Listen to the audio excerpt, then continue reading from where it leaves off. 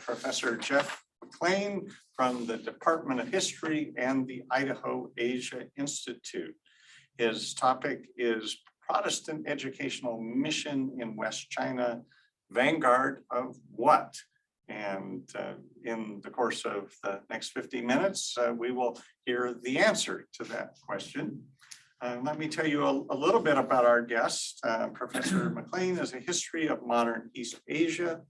His research to date has focused on Sino-American educational exchange and the history of higher education and social scientific academic disciplines in China. After obtaining his doctorate from the University of Illinois in 2009, he taught for 9 years at the University of Arkansas in Little Rock before coming to the University of Idaho in 2018. Here at U of I, he teaches courses in East Asian history and is director of the Idaho Asia Institute. He was born and raised in Minneapolis and lived for 3 years in Chengdu, Sichuan Province in China. So I will stop my presentation and switch over to Jeff's and invite you to welcome our guest, Professor Jeff Kyong-McClain.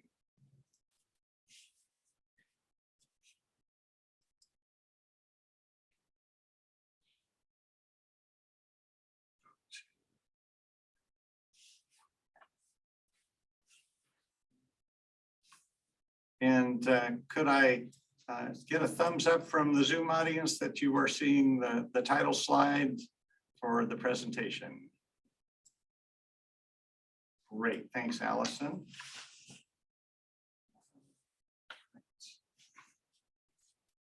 And I guess we don't want to see the.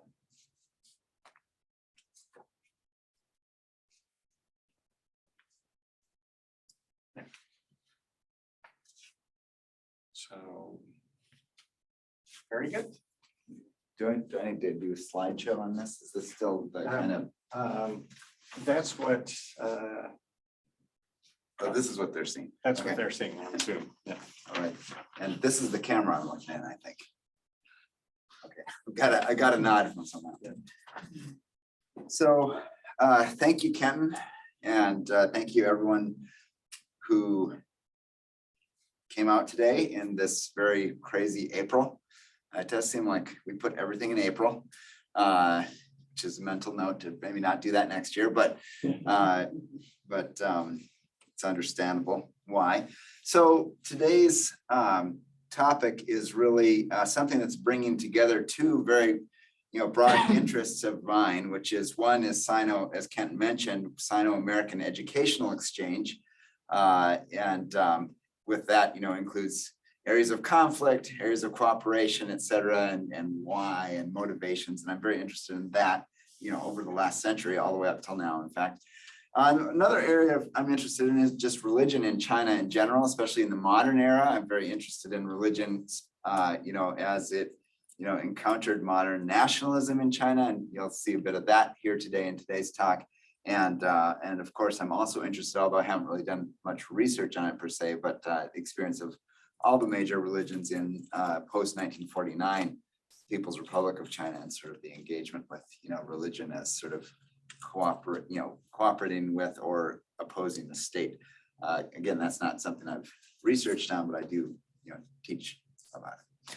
So I did want to mention that this project is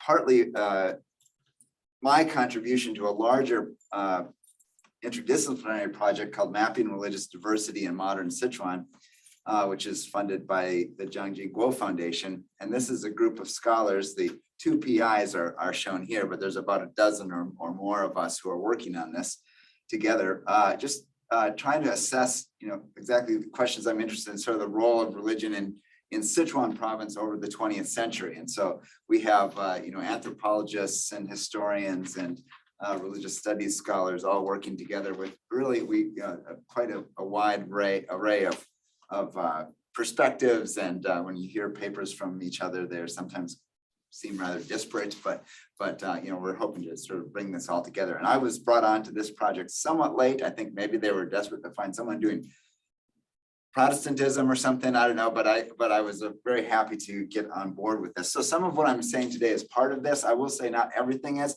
I thought I was going to be more done with this project by the time I spoke for Kenton for the Renfrew, but not quite.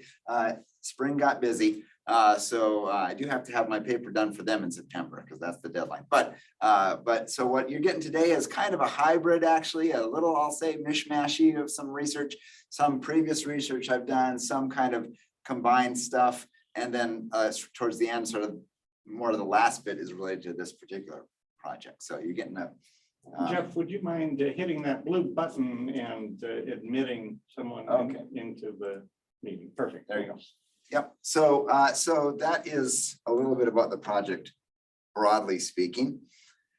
Before I dive into it, I did want to just mention something about doing research, archival research in China, because I've had a lot of questions on this and how do you study these things, and as a historian in modern China. And so I'd asked Kenton if I should bring this up if it was relevant, and he thought it was of interest. So I did want to just touch on some of what is I've got it now. A sign that says 2 more people entered the waiting room. Do I need to do something? Yes, you might as well. Okay.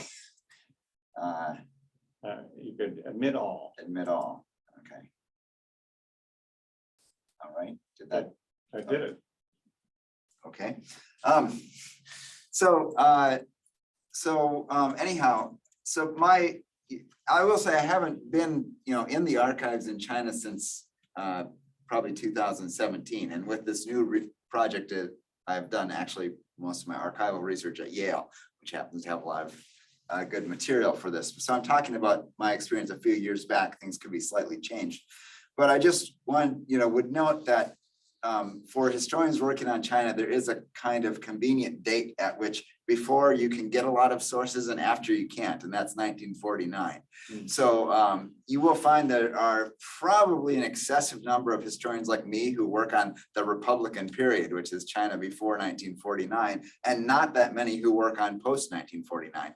And the real reason is, it's an access to sources question. So after 49 is the advent of the People's Republic of China. And so that becomes sort of the sensitive moment at which, the question of, should not only foreign scholars, but even Chinese scholars, should they be seeing these documents? And, of course, a few people get access, but that's highly unusual and probably becoming somewhat more unusual in recent years.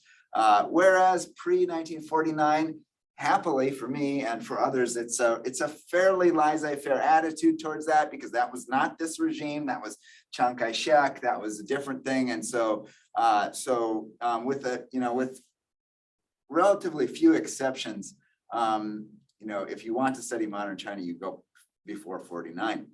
So I do as well. And most of my research, until recently, where the Yale thing has been at the Sichuan Provincial Archives, which every province will have their own major archives. And I find that, and they, for pre-1949 materials.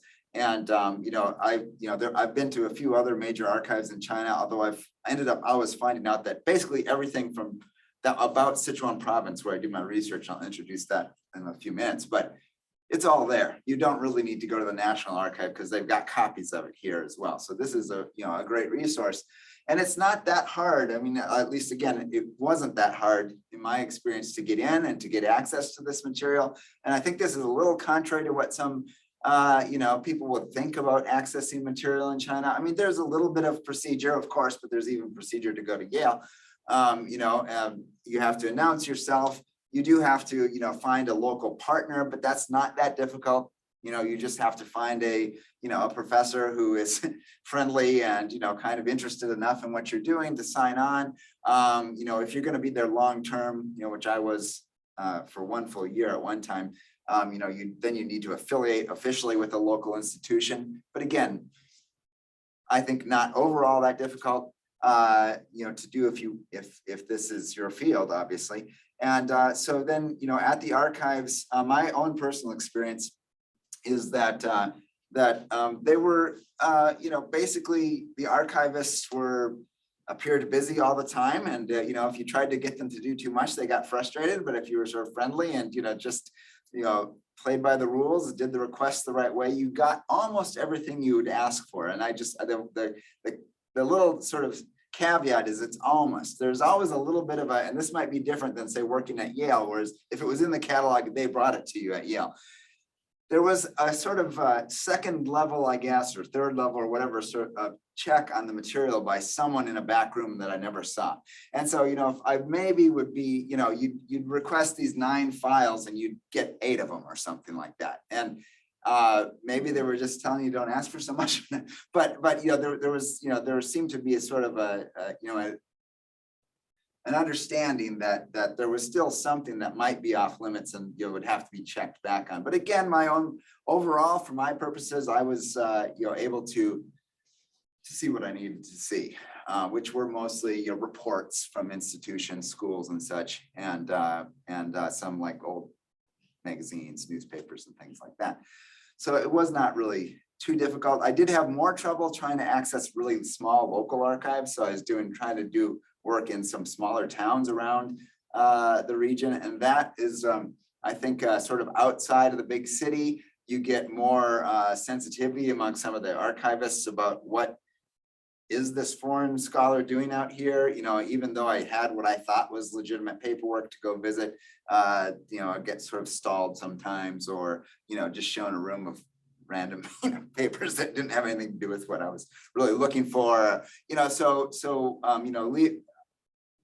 Leaving the kind of the centers of these sort of, big cities in China that have more procedures in place that make sense, it's a little dodgy. And so I don't think too many scholars of 20th century China are doing stuff that's why you get a lot of city, although China is mostly rural, a lot of us early 20th century China historians are doing city stuff. Why?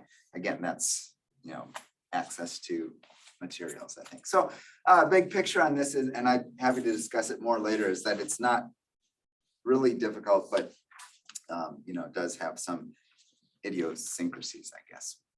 Okay, so now I'm going to shift into the actual research, and I think I'll pretty much read it. And I do have some images that there may be more decorative than anything, but this is not forwarding.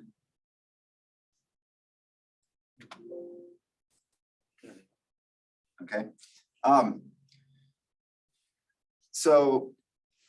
gonna, like I say, I'll read it and maybe have a few things to say outside of reading, but bear with me.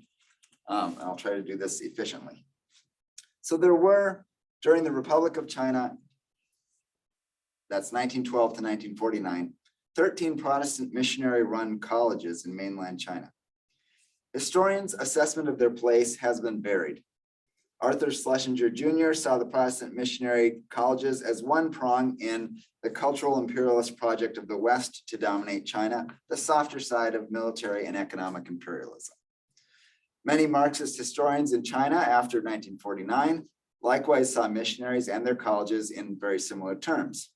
One Chinese historian in the 1970s singled out in particular West China Union University, which is the one I'm going to be talking about, in particular as calling it a bastion of imperialism where Chinese were denationalized so they could be easily run over by the Western imperialists. Another historian who was not a historian of missions or education, but was a kind of the famous historian for the province of Sichuan, also wrote West China Union University was only good for eliminating patriotism, seducing young people into religion, and creating semi-colonized intellectuals. So this was the sort of standard view up into the late 70s, and even that last one was from the late 80s, in fact. More recently, however, both in the West and in China, historians have been less prone to follow this Marxist orthodoxy when interpreting missionaries and their colleges. Rather, influenced by post-1978 reform and opening up ethos, they now see the 13 colleges as contributors to building modern China. They contribute, they say, to building modern China in ways that most people feel pretty comfortable with. Teaching modern medicine is always played up, for example. Also, the the importance of modern academic disciplines, which I'll come back to a little more on that, rather than just Confucianism, and also education of women in China. These are some of the main themes that come up that these universities contribute to China. There's a very well-known late historian in China active in the late 20th century. His name is Zhang Kaiyuan. He was at Huazhong Normal University, and he actually, although he was a sort of historian of modern China in general, and towards later in his career, he took up these Protestant colleges as central of his focus, and he made a second half of his career life of bolstering the idea that these were contributors to modern China, and he ended up gathering quite a following at his school and all around China. In fact, there was sort of a boom in the 1990s and early 2000s about how great these colleges were, and the same in English language literature. There's lots of people who write like that. This paper tries to consider a third alternative. Rather than viewing the colleges as Western imperialists or happy contributors to modern China, what if we try to think of them as something that's not so obviously bad or so obviously good, but rather more ambiguous and I kind of feel this is too unwieldy, but I say colonial outposts of global modernity.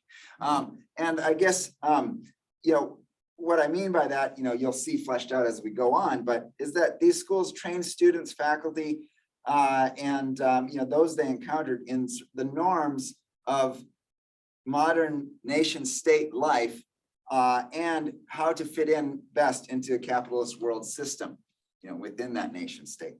And that is what, these schools were doing. Although, maybe that's not how, anyone overtly said, but I think when we dig in, we see this is going on. This kind of idea could be developed in a number of lines, and I'm trying to, in fact, but what we'll look at today is just three areas. As I said, two I've done a bit before, and one is new to me. One is the university's role into introducing social science as a kind of technocratic discipline that can be used in urban reform. Second is ethnography on the borderlands that tried to incorporate I would argue through the ethnographic project, tried to incorporate the borderlands of China into the modern nation state. And finally, my more recent research that I didn't get done for today's talk is a question of the school in the place of introducing the kind of concept of the secular in China. And this is, to me, now has becoming more the interesting thing to me as I work on the Sichuan religions project. So those are the three things I'm going to talk about. I got basically just go through a few examples of each, and then we'll hopefully have some discussion. But before I dive into those three, I should mention a little bit about the background of this location we're talking about.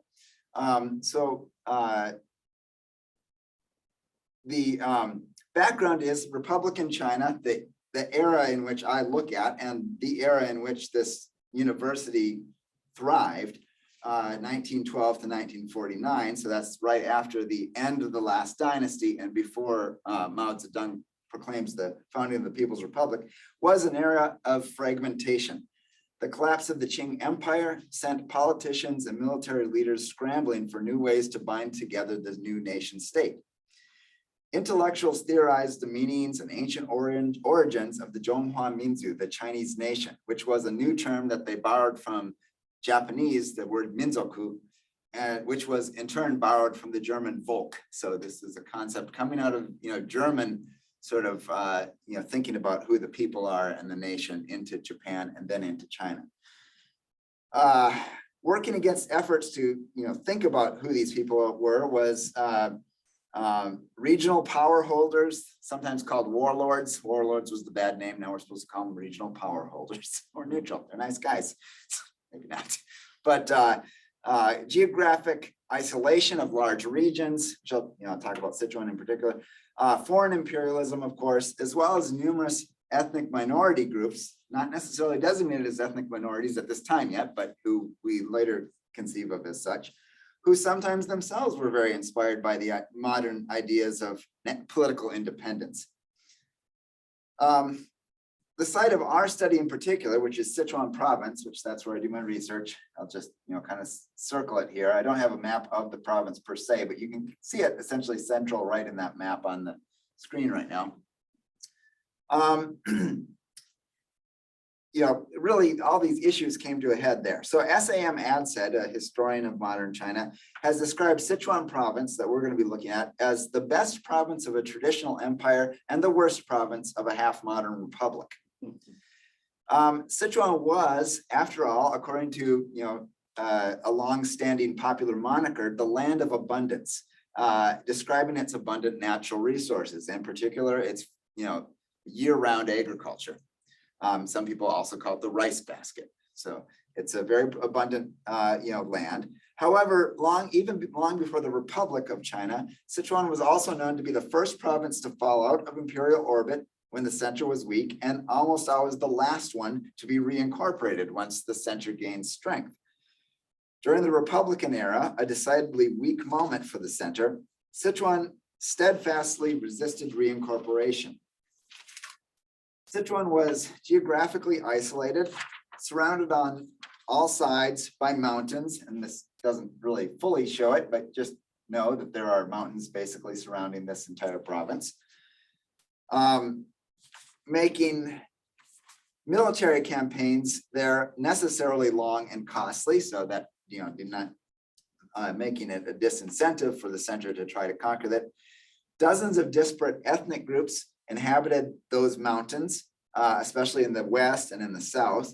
And also, in fact, the independent Han Chinese, and I might sometimes, since this is a little bit of a composite paper, I can't guarantee what I keep calling the Chinese here, but if I say the Han or if I say the Chinese, I'm talking about the same. I'm talking about those who are now, at this time, defining themselves as part of this new Han ethnicity, which is seen as the dominant ethnicity in China. And this is sort of against traditional concepts of identity in China, but so I might call them Han, I might call them Chinese, or here I wrote Han Chinese. But anyhow, so just so you know, so that even the Han Chinese who are living in Sichuan area, especially in the basin around Chengdu, which had been inhabited by Chinese for at least 2,000 years, and some would say 3,000, depends on what those artifacts indicate to some extent. But even they were not really, they were kind of a hothouse for rebellion against Chinese in the center. And in the era of the Republic, they tended to gather around, the Han Chinese citizens gather around a real ever-changing wide variety of warlords, local warlords, power holders, who had very little ultimately to do with the center, and even at best might pay some lip service to Beijing or Nanjing or Guangzhou or wherever the capital was at the given moment.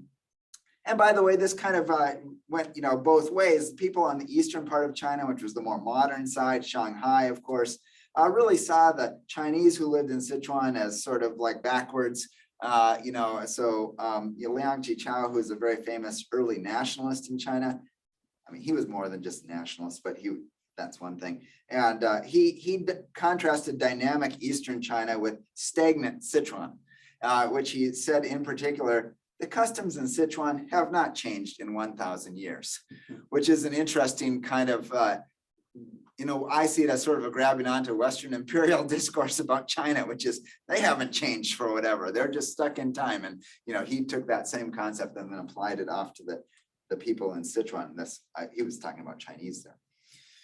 So given the logistical difficulties of that province and that it was considered such a backwater, it's hardly surprising that the central government, such as it was, and it was not in great shape itself in the East, did not make great efforts to defeat the Sichuan warlords, nor to reincorporate Sichuan really in any significant manner into China. That is until 1938 when Japan invades and they have to retreat to Sichuan. I don't think we're going to talk too much about that today. Nonetheless, they did sort of fume about the fact that they, meaning the nationalist Chinese government in the East, did sort of fume about the fact that Sichuan was so cut off from the rest of China. A 1936 article in the Kuomintang, that's the Nationalist Party's journal Border Affairs Research, The authors bemoan Sichuan's unruly ethnic minorities and the ignorant Han. So they hate the minorities and the Han who live there because they're just so resistant to being incorporated. They felt that both were not aware of the imminent threat of English imperialism. That is, they felt the English were going to come in from India and Tibet into this area, the English were eager to snatch up Sichuan's resources, which truly they felt belonged to China, of course. But they had no real clear solution for this problem.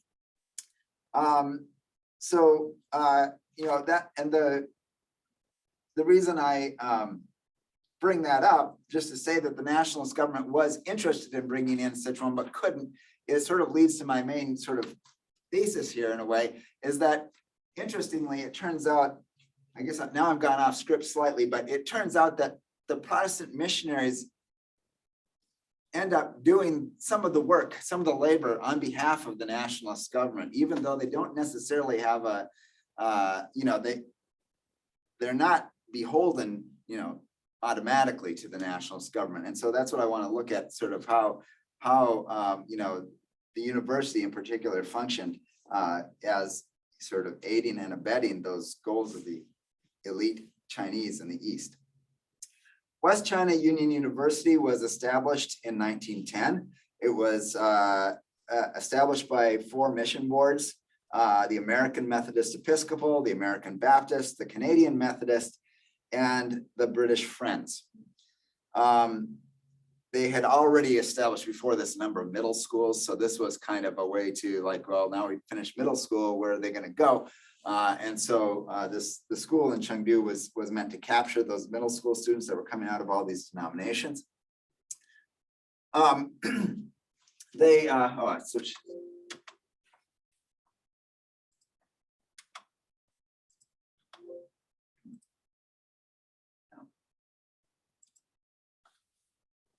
Okay, so I tell you, usually my PowerPoints move forward. I don't know what's going on today. It's just April. It's April at UI. So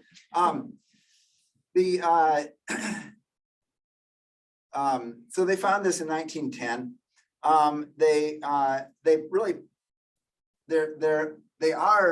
a little debate. Are they the first university in all of Western China?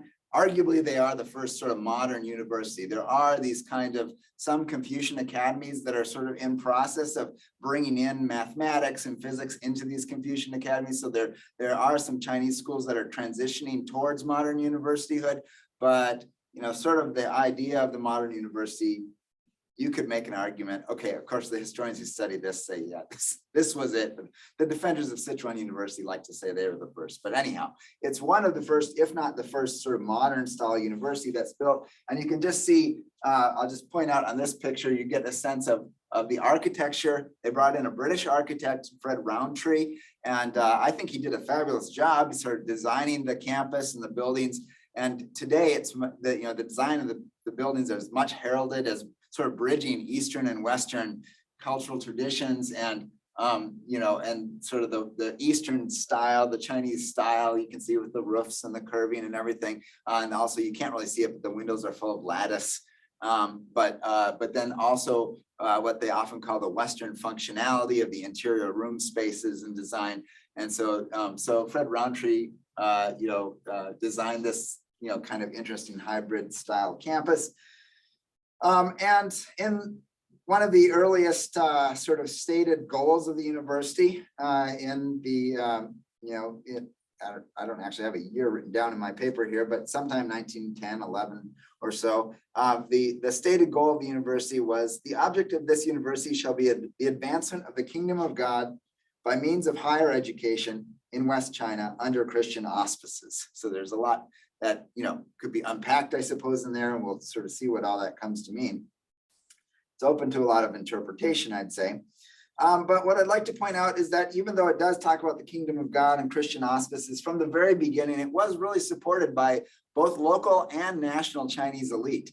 And I'll just take an example of the president at the time, Yuan Shikai, who was in Beijing. When he heard about this, he was very inspired by it.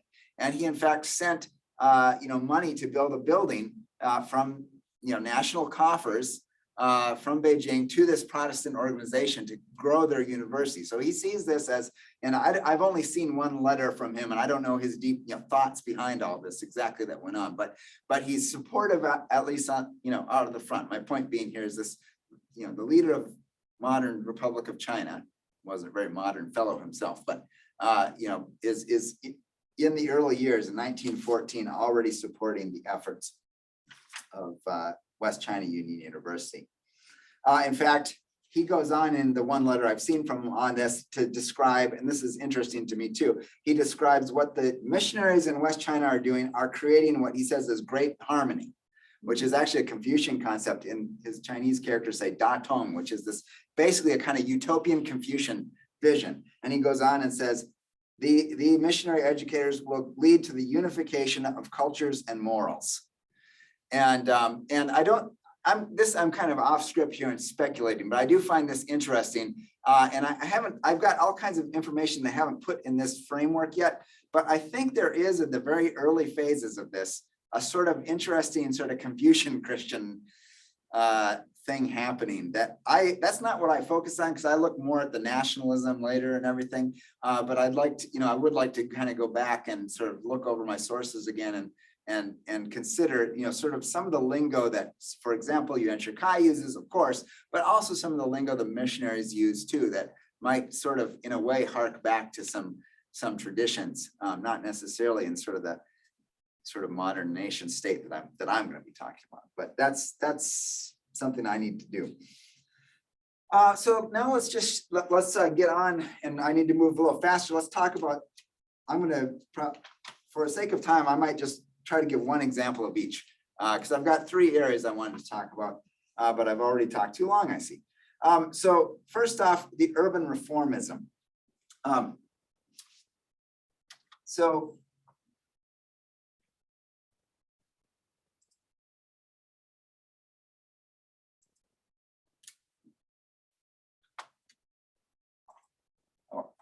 So the urban reformism. West China Union University, there's a number of angles we could look at. I'm trying to think about what do I want to really draw your attention to here. Well, okay, on this, I'll just say that West China Union University was central to introducing sociology as a discipline in Southwestern China. So if I say Southwestern, that's kind of the modern designation for the geographical region. They would have called it Western, actually, all of Western China. And this sociology was interestingly kind of a hybrid of a more academic sociology that you might get out of the University of Chicago, for example, with YMCA social activism. Okay, and it brought the two together, which, by the way, I don't think is necessarily unique to them. I think this is sort of where sociology emerged from, in fact. But what I want to point out about this is, and now I'm going off script, but I think I can get the gist of it. What the sociologists, and at first they didn't have a department, they just had, of course it was a small school, but they had, from the very beginning, 1911 or 1912, sociology became part of their curriculum, which was, by the way, not that far off the advent of sociology as a discipline anywhere in the world. And this is kind of a point I like to always come back to, because there's always this sense that China is just copying or doing whatever it is that the West was doing. And I would maybe make the case that, I don't remember the exact year, but if the University of Chicago, which becomes sort of the paragon of sociology for a while in the US, they start sociology in about 1895 as a discipline at Chicago, 1895. So we're having it in 1911 in Chengdu, far southwestern China. So from my mind, it's hardly a there is a kind of commensurability going on here, sort of in time frame, right? It's not that it's so much just following. This is a thing that's happening everywhere. And so this kind of interesting sort of combination of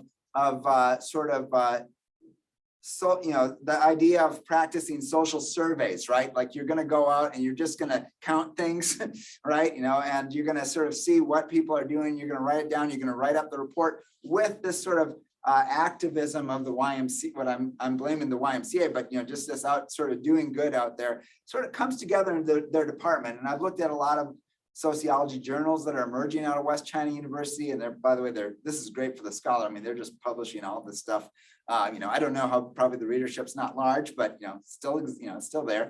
And but they're both their faculty and students in sociology are publishing all this kind of stuff. And the missionary who heads it, a guy named Dryden Phelps, he's a Baptist, American Baptist. He's very influenced by the social gospel. He translates a lot of Walter Rauschenbusch's texts into Chinese, and so he's sort of he's not, I would say he's probably not a rigorous sociologist. He's more of a translator and kind of literature guy, but he's very influenced by the idea of using academic research for sort of promoting social change. And you might be like, well, that sounds good, and it is in a way. But what I would like to highlight is what do these reformers do, and the sociological students and faculty do? Well, basically, and I may be painting with a little bit of a broad brush, but sort of by nature they have to align with local government to get permission to go out and do things.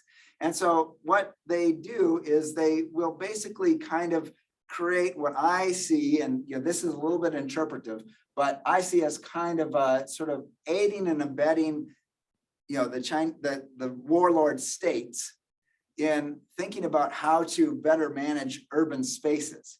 And again, this is something that's ambiguous, right? Because we could say, well, we'd like this to be a little more hygienic or whatever, right? But what they'll do, and I have Yang Sen up here. He was the warlord commander in the mid-1920s in Chengdu, and he was a huge supporter of the sociology department at West China University, which, by the way, they loved that he was a supporter, because what that meant was he opened the prisons to them, right? He opened public buildings for them to investigate, like the workers of the provincial government life and such. And what I think what I see them doing here and kind of is sort of cooperating with these Chinese state officials, in this case warlord ones, to in the prison. They're not kind of an assessment of sort of bigger picture, why are we putting these people in prison, right? It's more like, let's make prison like nicer, right? And so they're producing research that they're able to do because Yang Sen or others allow them to. But in the end, it's sort of contributing to efforts by the municipal government, or in the case of Yang Sen, the provincial government, to better manage its space, right? And this is sort of this intensification of research and study, and if you want to go far enough, say sort of technocratic control over the city. There's anyhow, I'm going to move on because I want to cover all three areas. The other area I'd like to draw your attention to is the Borderlands Ethnography from West China Union University. Of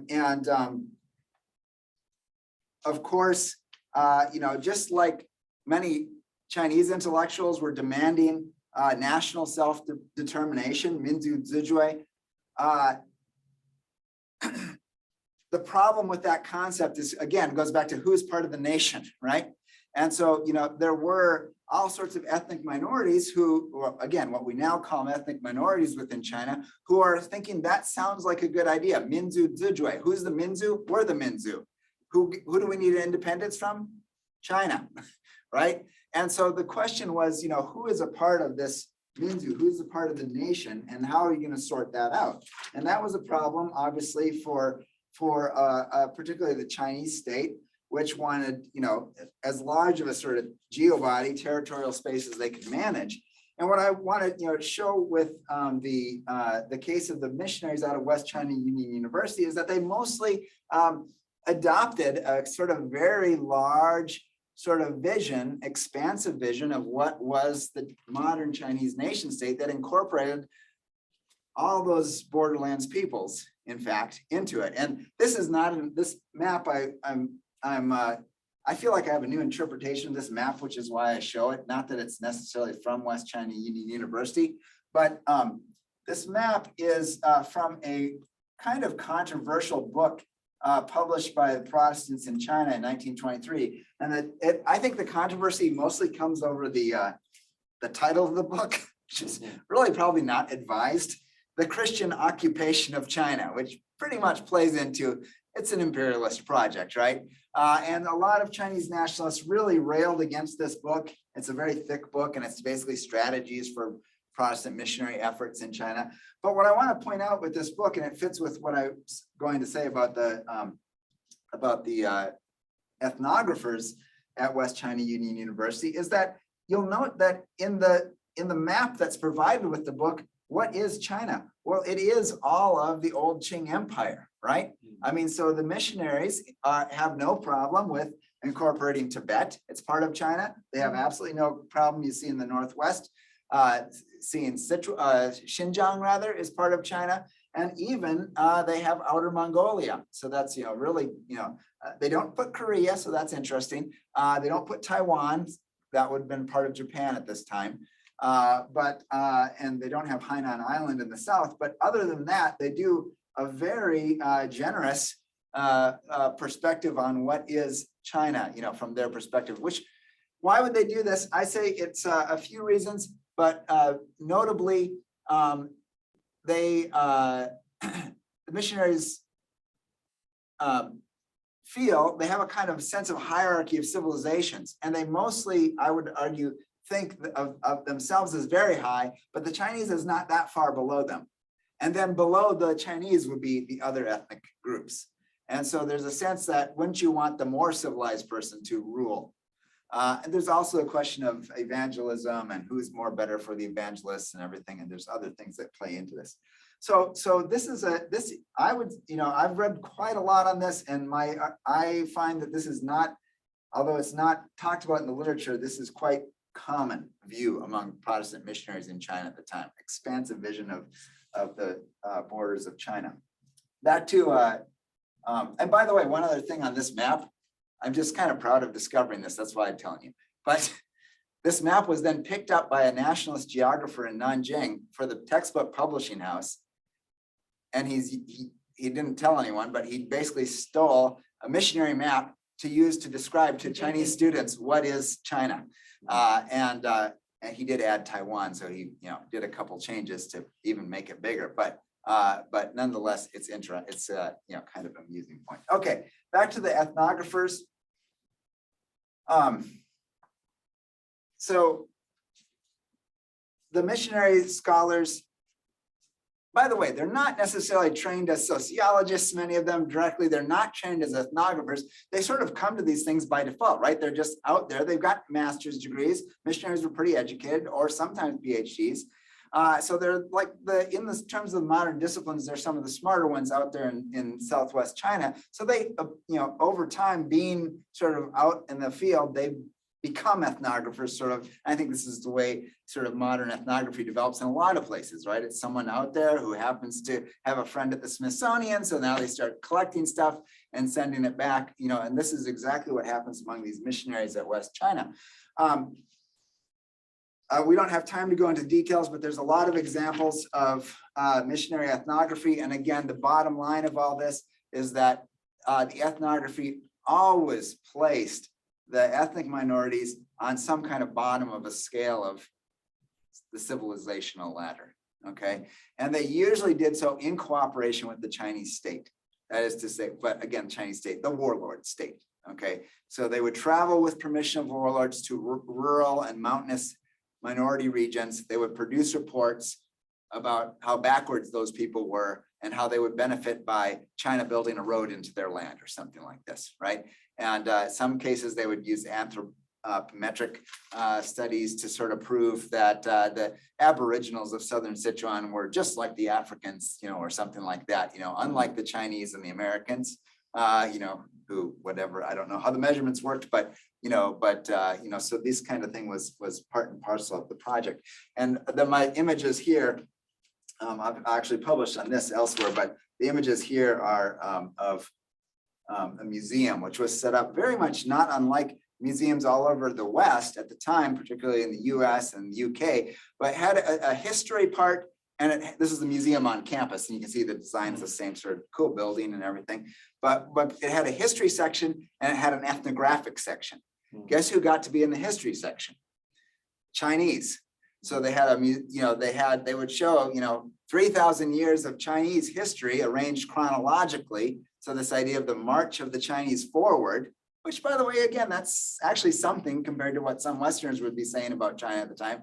But these missionaries saw China as sort of marching forward in time. And then they had the ethnographic room, which had no time, right? It was the timeless ethnic minorities who just produced this nice cloth or produced whatever, product either now or 2,000 years ago. And so the room was divided, from history and ethnography, and in a very, clearly, not unlike a lot of US museums were doing with Native Americans, for example, not treating them as part of history, right? Not part of the march of civilization. So the same thing with this missionary museum. Finally, my last point, and then I'll conclude and hopefully we have a few minutes to discuss, is the question of secularism. This is actually my bigger project right now that I'm diving into, and sort of the advent of secularism. And there, I think it's a little maybe counterintuitive to think of the Protestants as sort of teaching modern secularity in China, but I think this is what is going on. I'm not the first one to think this. Actually, there's a couple scholars of religion in modern China, Vincent Gussert and David Palmer, who've talked about what they call in China the Christian secular model. And I'll give you some examples of this. Part of it is just the advent of sort of disciplinary academics. And by that, I mean sort of specialization of fields, right? So you're getting to the point where, all fields might be true, but we do theology over there, and we do physics over here, and we do this over there. So this kind of idea of compartmentalizing that went on at modern universities is something that is, obviously part and parcel of this modern university as well. And you say, well, why is that secularizing? I mean, well, it is because, at first, maybe everyone's like, well, these disciplines are all the same. They're just different, and you got to specialize in your one thing. But that's kind of counterintuitive to sort of earlier ideas of that, all knowledge is God's knowledge in Western, medieval academy for sure, but really all the way up into the early 1800s. And then also, kind of Chinese too, the Confucian concept is actually not that different, I would say, which is this kind of idea that there's sort of a heavenly pattern by which all knowledge can somehow be fit under. But the West China University is sort of breaking that up. You're a this, you're a that. You go to the theology school. You go to this. You go to this. And so creating a kind of new way of thinking about what is knowledge. And then later it can. Now, of course, they're never going to say no to theology here, but you can see where it's leading to sort of this possibility that you eventually decide these disciplines are worthless, and you kick them out. The other thing I'll draw your attention to is that they frequently rail against superstition. This picture is not from, this one is, I just Googled from a Chinese website, but this is outside of a temple in Chengdu. And the sociology students, that was one of their things too. They like to go out and critique the superstition of the Chinese. And so there's plenty of reports in the school newspaper and in the sociological journals about this or that superstitious practice of the Chinese. Now they wouldn't necessarily say, in a lot of them, they won't bring up Christianity in that case. They'll kind of leave it out. It's ambiguous where it fits. So they really are attacking like burning incense at the temples, which they would say is a waste of money, and activities about placating ancestors and things like this. And they won't necessarily, a lot of the scholars won't like take on big organized religions, but they will take on like the practices around Buddhism. Or Taoism, for example, and sort of like imagine that they don't make sense, right? Whereas Protestantism, they would argue, is sort of this rational religion that that you can come to affirm by really thinking through what the truth is. But these Chinese are just being superstitious and doing all this stuff that has no impact in the real world. And so there's that as well. And finally, I'll just say, and we're running out of time, but I have the last one is a picture of Chiang Kai-shek visiting West China University. This is about 1939. My point here is, some people have argued that nationalism can become the new religion. And I just would say that, I wouldn't want to go so far as become at West China Union University, because they will always proclaim themselves to be a Protestant college. But they certainly bring on board a lot of sort of nationalistic religious elements. The school songs become increasingly nationalistic. Like I sort of like argue they replace hymns with these patriotic songs instead. They do put up all over campus pictures of Sun Yat-sen, the founder of the Republic, and eventually, although there's a little debate about this, but they do start putting up pictures of Chiang Kai-shek too, all over campus, later on in the late 30s. And they more or less cooperate with the vision of Chiang Kai-shek for modern sort of nationalism within China. So they don't seem to have a beef with that. So, the idea of sort of technocratic controls in urban administration, the idea of sort of pushing China's geobody by ethnographic study in the mountains of rural Sichuan, and also the idea of sort of increasing levels of secularity in the teaching. These things again, I feel these are three maybe kind of a little disparate, but they're part of a whole that I'm sort of working towards of what, this university is really doing. I'm trying to make the case, and I think I'm persuaded anyway, this is not just something, this is not a Western imperial institution, but it's also not just a contributor in some sort of innocent way, right? It's doing something. What is it doing? I think it's part of global modernity. So that's where I'll end. And I know we went over, but if we have a few minutes. We got a late start, so I think we could go on for another. As long as that computer 10 science class minutes or doesn't so. come back in. Yeah, as long as anyone can stick around, so. Yeah, well, thank you for listening, and thank you, Kent, for having me. And you online people too. Jeff, there's so much. I had always, in the West here, we have so little real understanding, at least the commoner like me. But what I'm seeing is that it's far more diverse between the cosmopolitan areas, but that the rural areas where things were really happening, those partnerships that you spoke of between the local government and the warlord state, that kind of, the personality played a role. I mean, local leadership and their personalities and how they were able to finesse changes that weren't coming top down. This was all percolating up from the hinterland. Am I wrong there? Did I interpret that wrong? Where does it all come from? I mean, it comes from a lot of sources. So there is. So the really mixed kind of. Yeah, and we didn't get into who are these missionaries exactly? Where are they coming from? I will say that I think it is in my paper that I intended to read, but I didn't get there.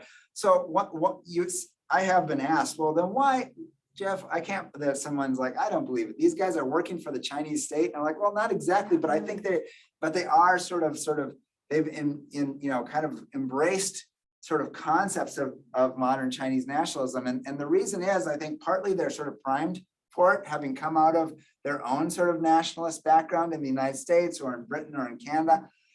And then also they land, I mean, this is, it's just, sort of the nature of the flows. They usually will go to Shanghai first, right? So if they're coming from, say, San Francisco, they'll sail into Shanghai. That may be their first, obviously it'll be their first time a lot of these educating missionaries will show up. They show up in Shanghai. They'll spend 1 or 2 years in Shanghai, which is it's the center of modern China, of modernizing China at this time.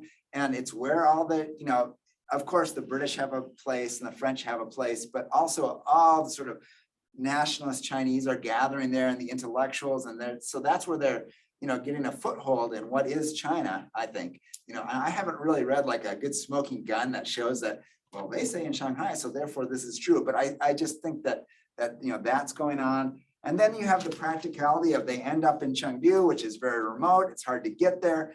As foreign missionaries, they have a certain status already. They're either kind of scary, but they're also interesting to local Chinese.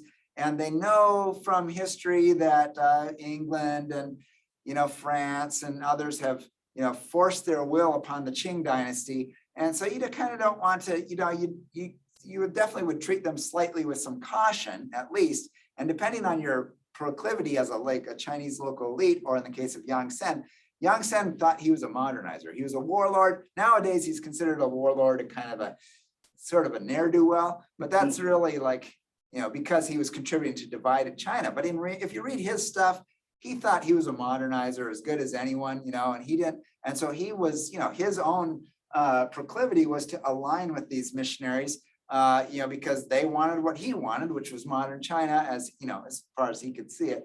And so, so you have all these kind of layers of agreements or disagreements. And I'll say Liang Sen is like the one who really likes to work with West China. There were other warlords came and went, not all equally friendly. They usually will like find some kind of accommodation with the missionary scholars at West China, but they might not all be as cooperative, but just kind of depends on the different goals and everything. I think I maybe have a question in the chat. Yeah, maybe that's Allison or Kristen. Just thank you. All right. Thanks for being here. Yeah. Did those warlords kind of function like state governors in a way? Yeah, so the warlords in this period were, and they went through some phases, but basically, I mean, it depends on how you count it. But for the most part, after the empire is overthrown, really in many ways before the empire is overthrown, the center has no sway. And so these warlords sort of took on both political and military authority wherever they were. Now, were they governors? I mean, so some of them were very bold and just kind of declared themselves to be the ruler of whatever they could rule. Others would like take on titles like governor as if they were some sort of officially appointed governor from the center, but they would not act like, they would do whatever they wanted anyway. They would just wear the title as governor, but they would act like governors of sorts. I mean, that one kind of funny example about the problem of the warlordism in Sichuan Province, well, it's funny as long as you're not there living through the war, but was actually Chiang Kai-shek in around 1920. I don't remember if this was before the Northern Expedition or right after, right somewhere in the vicinity of 26 to 28. He decided he was going to take over Sichuan without going there by just appointing all the warlords to his government. And he did. And so I mean, which was, it's a very cheap, I mean, you just had to send them a uniform, I guess, or something. I mean, so, but obviously it was just a total joke because he just, okay, you're in charge of the 24th Army, you're in charge of the 28th Army, you're in charge of whatever. And they took it, they were like, okay, I mean, the warlords are usually out for themselves ultimately, and they want to be preserved. They knew Chiang Kai-shek was on the rise. So they took the uniform. But what happened then was you just had Chiang Kai-shek's, and I'm mixing the numbers up somewhat, but 24th Army fights the war with the Chiang Kai-shek's 26th Army, because they're still just the warlords in fancy nationalist clothing now. So yeah, so this is a really, and I do think, I don't think that, I kind of think I think my picture of what this particular university is doing probably is rather similar to what most of the Protestant colleges are doing. But I will say I kind of have a special case in a way because most of the Protestant colleges were on the East Coast, and they were under areas that were more tightly controlled by, various claimants to authority over all of China. So they were subject more to law that would emerge out of Nanjing, for example, when Chiang Kai-shek took over, and claimed to rule all of China in 1928 from Nanjing. They would be more subject to his commands, whereas mine is sort of a Wild West. In fact, they use that phrase sometimes, the Wild West, which is also interesting, right? So sort of using this concept of the Wild West, which is something to be incorporated by the East, right? And so they would describe what they were doing. And I think, it has a certain ring of truth if you imagine the Wild West is just this crazy place. And that's what, that's where they were. So it was quite different. That gave them the advantage of they got to do all this stuff. They got to go do the borderlands ethnography, right? Because they were not like in Nanjing, if the Chinese government had a choice between a Chinese, Academia Sinica, which was the big research institute in China, and a missionary, they would definitely choose the Chinese government would choose the Academia Sinica, scholar to go do it, not a missionary. But when you get into the so-called Wild West, then you don't have the sort of access for these kind of disciplinary, academic disciplinary groups to do things. And so the missionaries took advantage of that and were able to contribute, and such as they did, probably in ways they wouldn't elsewhere. Yeah. So what happened to West China Union University and the other missionary universities after 1949. So, and after 1949, they were definitely considered bad places. I mean, they didn't go away instantly because they all had, by then, by 1949, they'd existed for 4 decades, or so. And so they had, and had pretty big student bases and everything. And so they didn't just go away instantly, but there was all kinds of turmoil, of course, all kinds of what in China they're known as struggle sessions, where you had to criticize the foreign faculty because they were part of this. It goes to the imperialists, right? Criticize the imperialists. Most of the missionaries left. A few stuck around for as long as they could until the Korean War, and then they got kicked out. But so there was kind of like a sort of a de-Western imperializing. I don't know what word I'm trying to say there, but de-Westernization process that went on at these universities. But then Mao didn't really like most of disciplines that were at any university, really. He was pretty much following Stalin at that time, which was, let's just make lots of steel and trucks, and that's what we need mostly. And so like the social sciences were pretty much, by 1951, 52, they were more or less disbanded. Like if you were a historian, ultimately what happened after about 2 years, it was broken up. And so if you got lucky, you got moved to not a mission. If you're a Chinese faculty, you might get moved to another university. Their school became a medical school exclusively, which was connected to what the missionaries were doing. I didn't talk about that really at all, but they had a very modern, by those standards, medical college at West China Union University. And so ultimately it became just a medical school, and other people got sent out to other. Are those buildings still? Oh yeah, they're still there. And now it's been incorporated into Sichuan University, which is the big school down there. So it's now a campus of Sichuan University. So it still exists and you can walk around. It's a beautiful place, actually. I do like those buildings, and so, yeah, you can go visit if you ever get to Chengdu. Definitely check it out. So, all right. Well, thank you, everyone. Yeah, let's thank our guests.